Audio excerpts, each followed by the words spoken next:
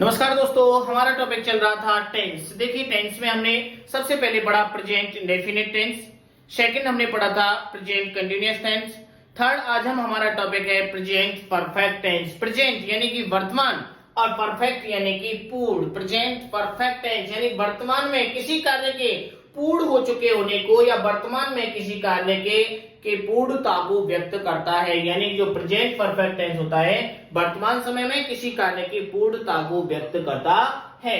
तो देखिए present perfect tense पे आगे बढ़ते हैं। कोई भी टेंस पढ़ने से पहले आपको तीन चीजें आना का ज्ञान होना आवश्यक है: पहचान, हेल्पिंग वर्ब और मेन वर्ब। देखिए जब बात हम करते हैं प्रेजेंट परफेक्ट टेंस की, तो प्रेजेंट परफेक्ट टेंस की जो पहचान होती है, आप कैसे पहचानेंगे कि ये टेंस प्रेजेंट परफेक्ट टेंस है?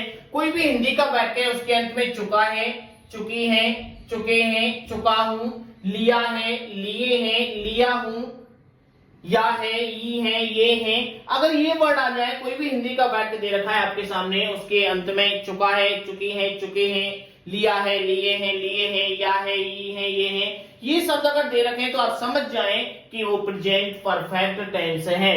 और प्रेजेंट परफेक्ट टेंस की जो हेल्पिंग वर्ब्स होती हैं वो हैज और हैव होती हैं। यानी कि हैज और हैव का प्रयोग कहां करते हैं? सिंगुलर सब्जेक्ट यानी कि ही, सी, इट, नेम। यदि आपका सेंटेंस में सब्जेक्ट सिंगुलर है, ही, सी, इट, नेम, तो आप समझ जाएं कि सिंगुलर है वो। और सिंगुलर सब्जेक्ट के साथ में आपको सिंगुलर सब्जेक्ट, सिंगुलर वर्ब यानी सिंगुलर सब्जेक्ट के साथ में आपको हैज का प्रयोग करना है। और यदि प्लूरल सब्जेक्ट्स यानी कि यू, दे, वी, आई, अगर प्लूरल सब्जेक्ट दे रखा है, यू हो सकता है आपका, दे, वी, आई, तो आपको हैव का प्रयोग करना है। मेन वर्ब की अगर बात करें तो प्रेजेंट परफेक्ट टेंस में थर्ड वर्ब का प्रयोग करते हैं। तीनों चीजें आपको आनी बहुत जरूरी है। देखिए ये जो टेंस है हमारा प्रेजेंट परफेक्ट टेंस, ये वर्तमान में किसी कार्य की पूर्णता को व्यक्त करता है। तो इस टेंस में क्या होता है, जैसे कुछ वर्ड्स दिए हुए होते हैं आपका जस्ट, एवर, रिसेंटली,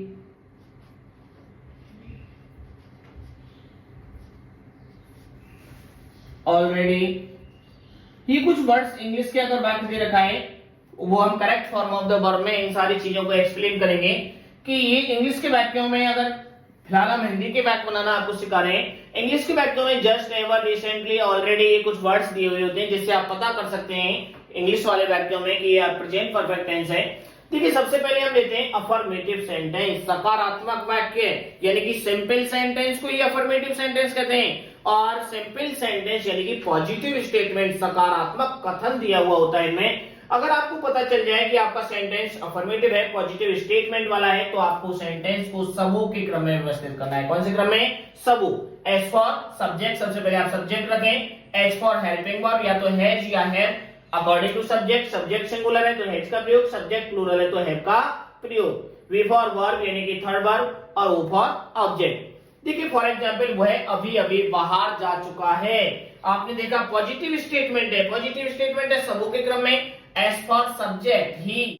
देखिए जब भी मैं ये कहूं कि आपकी जो वर्ब है उसमें वर्ब का मतलब यहाँ पे आप समझे एचवी प्लस एमबी, वर्ब यानी कि एचवी प्लस एमबी। जब वर्ब में इन दोनों को मिला के एक ही वर्ड दे रखा हो तो फ्रीक्वेंसी वाले जो एडवर्ब्स होते हैं, ऑलवेज, नेवर, रिसेंटली, जो भी फ्रीक्वेंसी वाले होते हैं, उनको बिल्कुल एक वर्ड दे रखा है तो उससे बिल्कुल पहले यानी कि उस वर्ब से पहले यूज करते हैं। और एक से ज्यादा वर्ड दे रखा है तो जो दूसरा वर्ड होता है या पहले वर्ड के बाद में उसको यूज करते हैं। आगे बढ़ते हैं हम। देखिए सेंटेंस, वह अभी अभी बाहर जा चुका है। ही, आपने देखा हैज और गॉन, एक से ज्यादा वर्ड है तो दूसरे वर्ड से पहले आप यूज करें ही हैज। जस्ट को कहां रखेंगे? गॉन से पहले। He has just gone out, he has just gone out. अब देखिए जस्ट हमने कैसे व्यवस्थित किया, हमारी वर्ब में एक से ज्यादा शब्द है हैज और गॉन, तो हमने जो ये दूसरी वर्ब है हमारी उससे पहले हमने जस्ट का प्रयोग किया है। आगे बढ़ते हैं। नेगेटिव सेंटेंस, नकारात्मक वाक्य, यानी कि सनवो के क्रम में आपको व्यवस्थित करना है। सनवो यानी कि सब्जेक्ट, उसके बाद हेल्पिंग वर्ब हैज या हैव, उसके बाद नॉट, और थर्ड वर्ब ऑब्जेक्ट। उसने खाना नहीं खाया है। देखिए नेगेटिव है, subject he, HV, has, not, third verb eaten food, he has not eaten food. Interrogative sentence पे आते हैं। इंटरोगेटिव सेंटेंस हमने आपको बताए थे दो प्रकार के होते हैं, बाई एचवी और बाई डब्ल्यूएच वर्ड। यानी कि हेल्पिंग वर्ब से इंटरोगेटिव सेंटेंस कब शुरू होता है, जब उसका जवाब यस या नो में दे आए तो आप समझ जाएंगे हेल्पिंग वर्ब से शुरू करेंगे, और जब यस या नो के बजाय पूरा जवाब हो तो आप समझ जाए डब्ल्यूएच वर्ड से शुरू करेंगे। तो यहाँ पे आप देखें, यानी कि इंटरोगेटिव सेंटेंस बाई एचवी ले रहे हैं हम। एचवी वाले इंटरोगेटिव को आपको हसवू, यानी कि एच फॉर हेल्पिंग वर्ब भेजा है, उसके बाद सब्जेक्ट, उसके बाद थर्ड वर्ब और ओ फॉर ऑब्जेक्ट। क्या आपने कभी ताजमहल देखा है? आप कहेंगे या तो यस या नो, यानी कि हेल्पिंग वर्ब शुरू होगा। सबसे पहले सब्जेक्ट के अनुसार हेल्पिंग वर्ब हैव, यू। अब फ्रीक्वेंसी ऑफ एडवर्ब दे रखा है इसमें, कभी, फ्रीक्वेंसी ऑफ एडवर्ब कभी। तो देखिए हमारे पास हम हेल्पिंग, हमारी वर्ब में सब देखते हैं हैव और विजिटेड, दो वर्ड है, have H plus M B, have और विजिटेड। तो आप देख सकते हैं दो वर्ड दे रखे हैं, तो यानी कि दूसरी वर्ब से पहले रखेंगे हैव यू, एवर को दूसरी वर्ब से पहले व्यवस्थित कर दिया मैंने।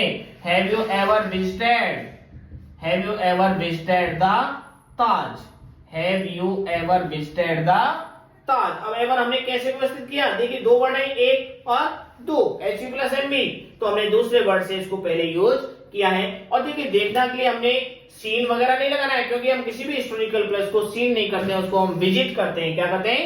विजिट। नेक्स्ट है interrogative sentence by WH word, यानी यस या नो के अलावा जवाब आएगा। तो डब्ल्यूएच वर्ड वाले वाक्यों को आपको व्यवस्थित कैसे करना है, यानी हसबो से पहले आपको डब्ल्यूएच वर्ड को व्यवस्थित कर देना है, यानी डब्ल्यूएच वर्ड प्लस हसबो, डब्ल्यूएच वर्ड, उसके बाद H for helping verb, S for subject, V for verb यानी कि थर्ड वर्ब। कौन सा लड़का अपना गृह कार्य कर चुका है? कौन सा लड़का, विच बॉय, विच क्या आएगा? विच।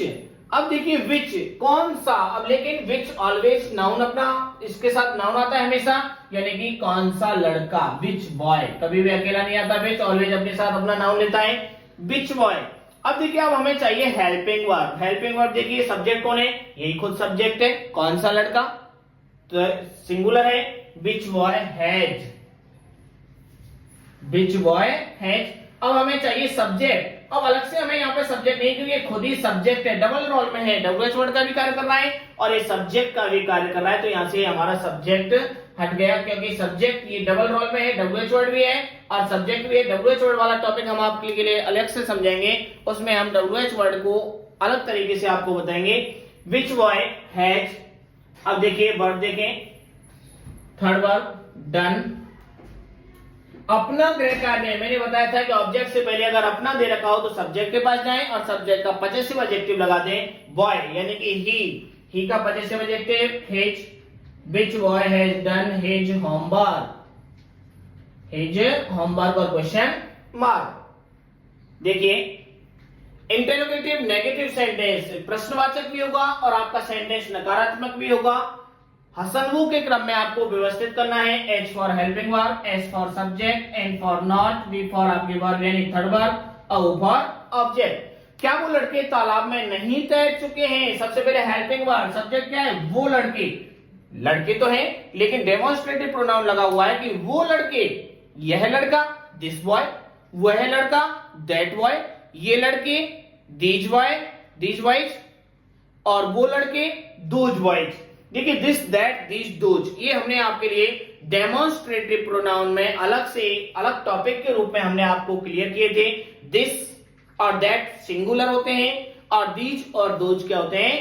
प्लूरल होते हैं। दिस और दीज नजदीक के लिए और दैट और दोज यानी कि दूर के लिए। पिछले वीडियोज में हमने आपको इसको क्लियर किया था।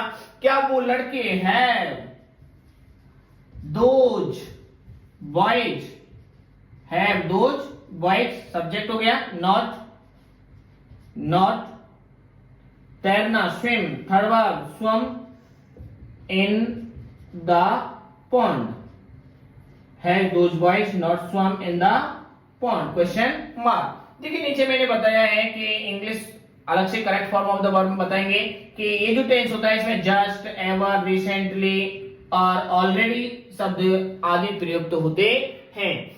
देखिए फ्रेंड्स, आपने आपका तीसरा जो टेंस था प्रेजेंट परफेक्ट टेंस, आपने अच्छी तरह से पढ़ा। यदि आपको हमारा वीडियो पसंद आए, लाइक करें, कमेंट करें और हमें सब्सक्राइब करें। थैंक्स।